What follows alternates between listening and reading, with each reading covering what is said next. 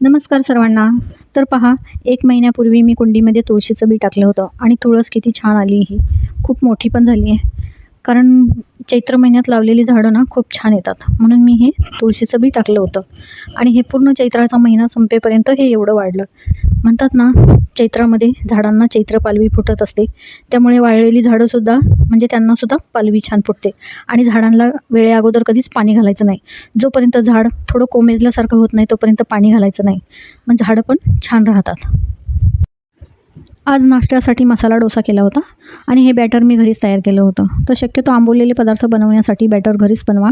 कारण बाहेरच्या बॅटरमध्ये सोडा मिक्स केलेला असतो आणि त्याने पोटही फुलल्यासारखं होतं.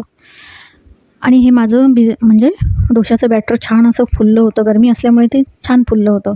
डोसाही छान जाळीदार असा मस्त क्रिस्पी झाला होता. त्यासोबत ही बटाट्याची भाजीही छान झणझणीत अशी झाली होती आणि खोबऱ्याची चटणी. तर खोबऱ्याची चटणी करताना त्यामध्ये थोडेसे शेंगदाणे घालायचे. छान चवीला चटणी म्हणजे खूप छान होते. तर असा हा आजचा मसाला डोसाचा बेत होता. भेटूया पुन्हा पुढच्या व्लॉगमध्ये.